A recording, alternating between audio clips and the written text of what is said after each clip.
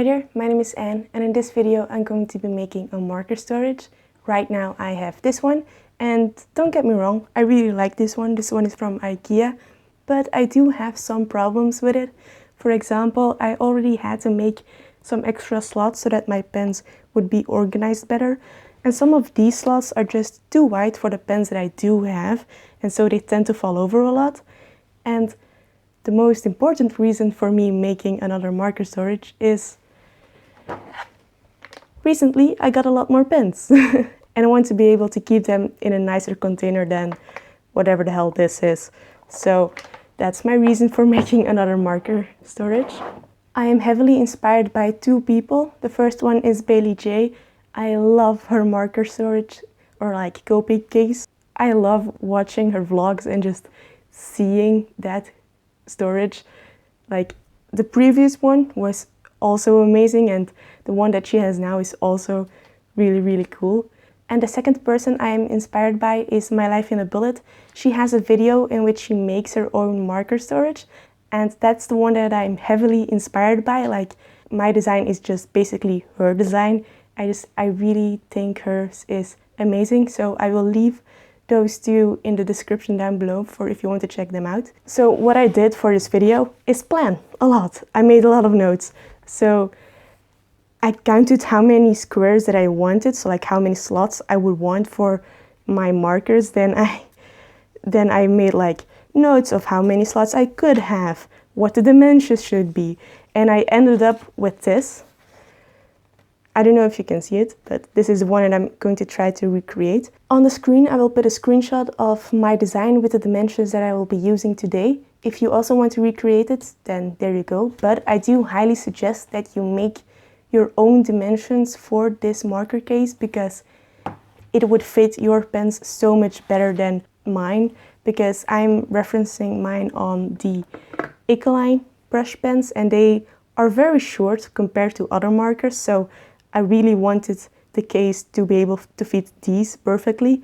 So if you have different markers, then maybe you should make your own dimensions, but you can definitely use mine. But before we start, I just want to say thank you, because we just reached 200 subscribers and I'm very grateful for that. So thank you so much for subscribing. I know I haven't really been uploading a lot recently, but I will try to change that, and just thank you. But without further ado, let's get to making this thing. So this is a cardboard I will be making the case out of. It is 70 by 100 centimeters long, and I gotta be honest, I got a lot of weird looks walking over the street with this thing. The cardboard itself is quite sturdy. Like, this is the thickest thickness I could get for the cardboard, and I got two of them because I don't trust my cutting abilities and I just wanted to make sure that I have extras if I messed up. The first thing that I'm going to do is trace all the slots that I need onto this cardboard, and for that I used this A4 paper to represent the giant cardboard, and so I made sure that every single slot would be able to fit onto one cardboard. This is for the magazine holder, so if you don't want to make that, you will have a lot of extra space onto your cardboard for if you messed up. So yeah, let's get to tracing this thing. Here it is. And now is the difficult part, which is cutting it out. And I say difficult because this is the size of my cutting mat. So it will be a challenge, but I hope it will go well. Hi there, voiceover Anne here to explain all the steps that I did. And before I do that, I just want to mention that this video isn't necessarily a tutorial, but rather the process of me making the case. I just wanted to make the case and film how I did it. I'm not saying that this is the only way you can do it or that this is the best way you can do it. Definitely not that. So I just wanted to film the process and upload it to YouTube, so here it is.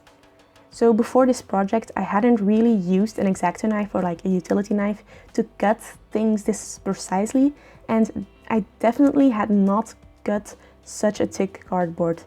So I didn't know the best techniques for cutting such a cardboard, and especially considering you can't really cut the cardboard in one go.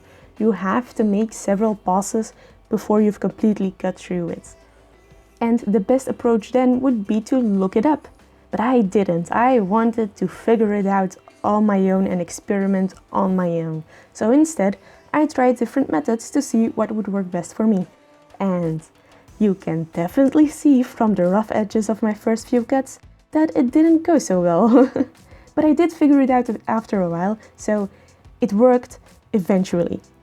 So the ones that didn't work for me were using a ruler to guide my knife along the line that I had made for the entire time I cut the cardboard piece. And the other one that didn't work was using no ruler at all. When I didn't use a ruler, I got no straight lines. Like, not one in sight. So what did work for me was, for the first few cuts, I did use a ruler. And by the way, the ruler was steel or like metal so that the knife couldn't cut through the ruler. So using that ruler for the first few cuts made sure that I had an indent already, and then I could put the ruler away and cut without it because that was easier for me. And because I already had an indent into the cardboard, I was able to make sure that I was cutting a straight line. And so I did that for all my pieces. But you might have seen my design and the pieces that I cut and thought, Anne, how are those shelves gonna fit together? How are you gonna make slots out of those pieces? And well, I'm gonna make slits in both the horizontal and vertical cardboard pieces so that they could interlock with each other. So like puzzle pieces. And that's what I'm doing here. One thing I did find difficult to figure out was how long each slit should be so that when the pieces would interlock with each other, they weren't able to slide further than the edge of the other cardboard. So I didn't want a shelf to be able to slide further than they were supposed to, and they could only slide up until the point where all the slots would align perfectly. Because then when I would assemble the case, I wouldn't have to worry about aligning all the pieces just right, because they're already in the right place. So for that, you take the width of your shelves, which is like the depth of your case, and mine was 13 centimeters, and you divide that number in two. Not necessarily in half, but just in two. So I decided to make one slit of the vertical cardboard 6 centimeters, which meant that the slit on the horizontal cardboard had to be 7 centimeters. I hope that makes sense. And maybe it's good to mention here, but the material you cut this out of has a certain thickness, and with my cardboard that was 2 millimeters. So I made sure that the slits that I cut were just a little bit bigger than that so they could fit nicely. And if you're like me and want specific measurements for the slots of your case, then you have to calculate the thickness of your material into the length of each piece. Otherwise, your last slot is gonna be a lot shorter than the rest. And I thought that I had calculated those thicknesses in for every single piece in my case. But apparently I didn't. My side pieces were on both sides too short and I had to cut new ones. As you can see, they're not that different compared to the new ones. But when I tried to assemble the case with the old pieces, they wouldn't fit. So I had to cut new sides. Here is me just showing how the shelves should interlock with each other and also making sure that the slots would fit. And if you're struggling to get the pieces to interlock like I am here, meaning you already have to use force at this step, then learn from my mistakes, because that means they're not gonna fit once they're painted. So for painting the case, I used some white gouache paint, but like the cheap craft paints, not expensive one. This one you can like get in huge bottles. And I used a very big brush, a plastic lid that I could use as my palette, and then I also had a paper towel and some water at hand for if I needed it. Now for the painting process itself, I honestly thought while doing this that it was going great, except that it took a long time to do and it needed a lot of coats of paint before I was satisfied with the result. But honestly, like, it went really great. I had no problems doing this at all. But in hindsight, I maybe should have used two things. One, gesso to prime the cardboard so that it would take less paint to get full coverage. And two, I should have maybe used acrylic paint instead of this craft paint, because craft paint is water-based, meaning even though you don't have to add water to use it, the paint itself still has water in it, so it warped the cardboard. You don't have that problem with acrylic paint.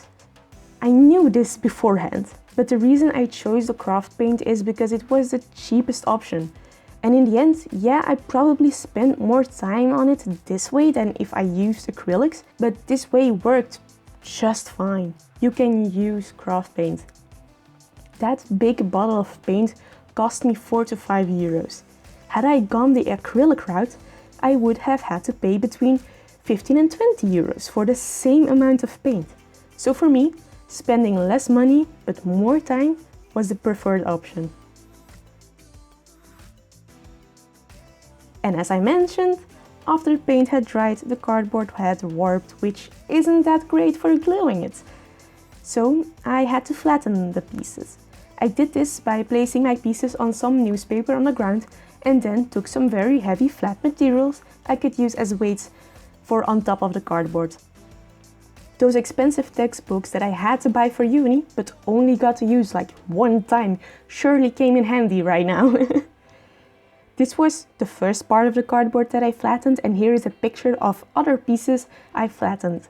And if you're wondering, yes, my organic chemistry book in the middle weighs as much as the entire Twilight Saga. Okay, now back to real time, Anne.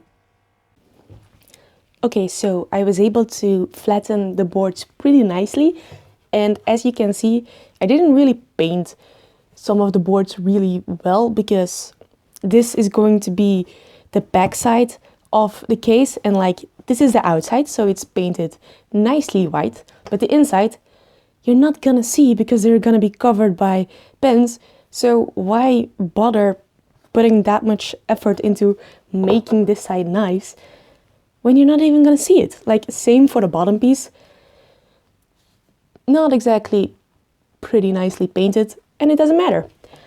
So after I painted the cardboard and flattened the cardboard, I wanted to make sure that everything still fit with like the slots, and I realized they didn't because paint thickens these slots quite a bit. So I used my utility knife and just scraped along the edges of the cardboard to make the paint go away, and that really helped. And now is the final test of seeing if everything fits. So I'm excited but also very nervous, so let's do this.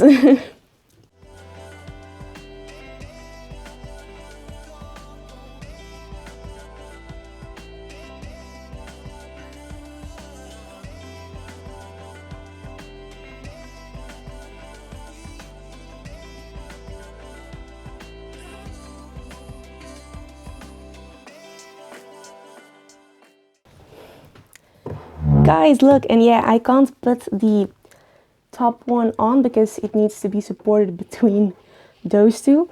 But look, yeah, it's starting to look like the case that I wanted. It is the case that I wanted. I just... Okay, so as you can see, I'm going to put this one down. I do need to paint some edges up and also on the bottom so that it will look a little bit neater. So I thought, oh, after this, the only thing that I have to do is just glue it up and then I'm done. But my dad made an excellent point, and that is, once I will fill this case up with pens and pencils and stuff like that, it will be very scratchable. Like, the paint will come off easily. Like, you can see it here on the board when I try to make it flat again by pressing a lot of books on it.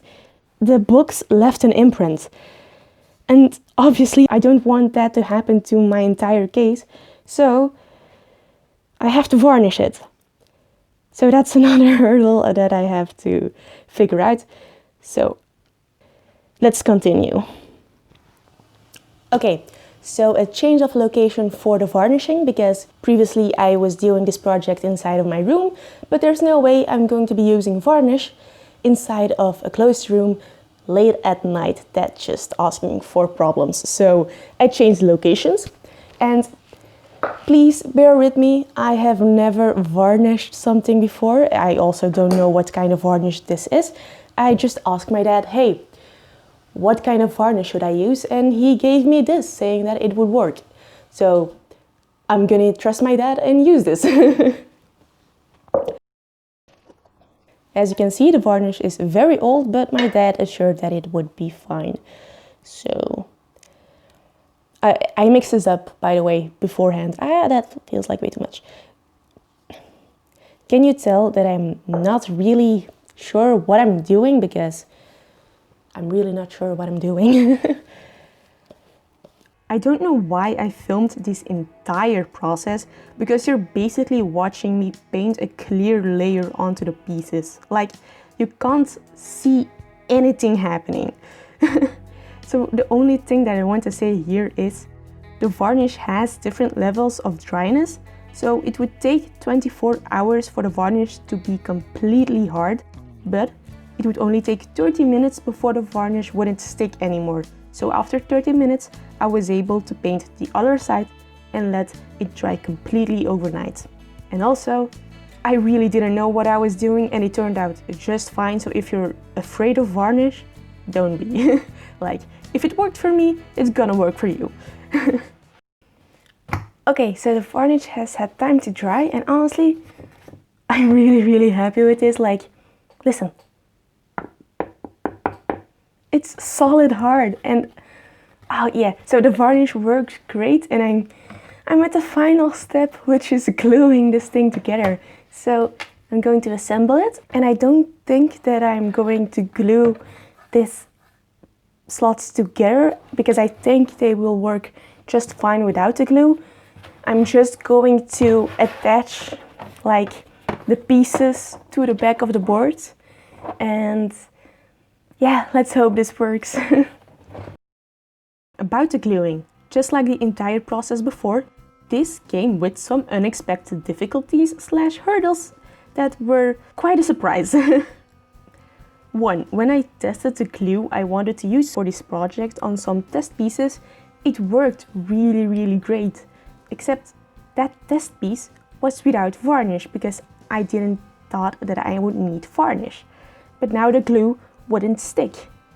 And the reason why I wanted that glue to work so desperately was because when I filmed this, it was 1 hour before all non-essential shops in Belgium would close again because of COVID. So yeah.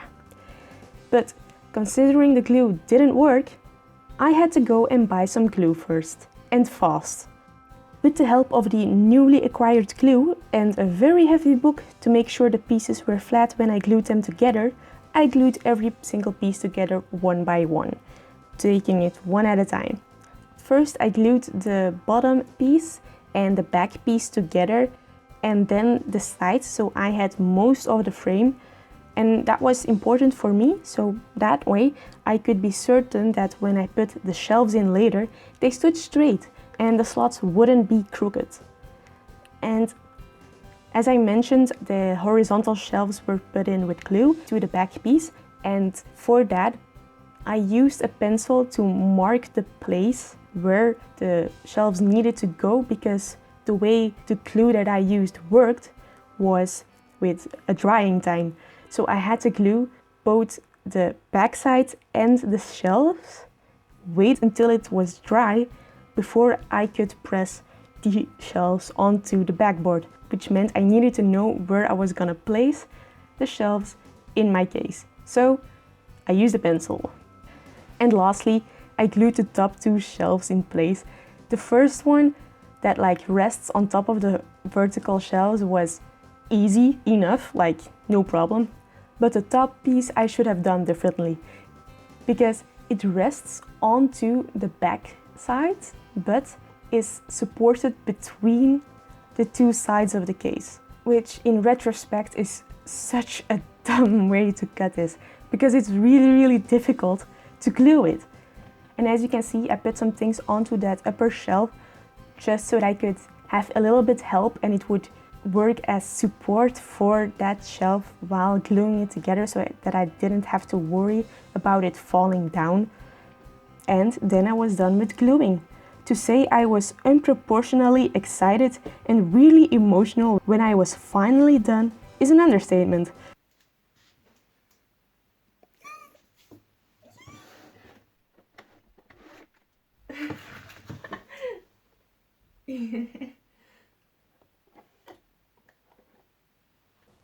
Before I show you me filling the case and the final shots, I just want to show you this magazine file that I made afterwards.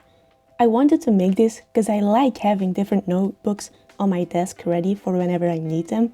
So, for example, my bullet journal, sketchbooks, sheets with swatches of all the pens in the case, you know, stuff like that. I couldn't find a decent one in A5 format, so I made it.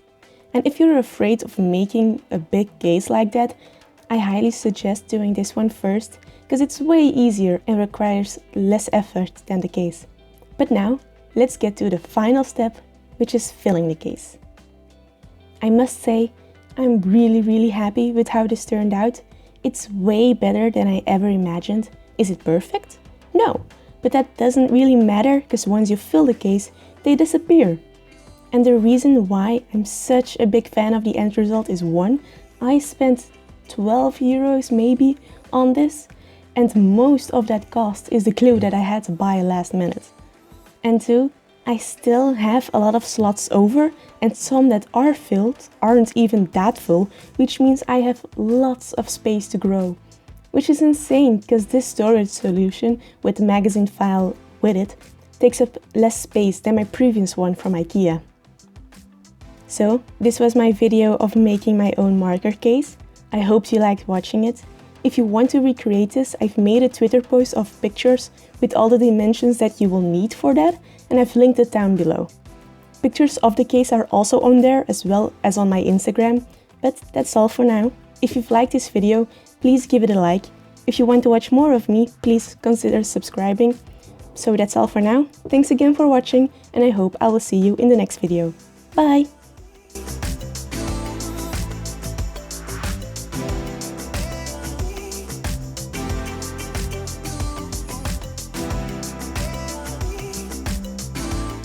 It is 70 by 100 meters,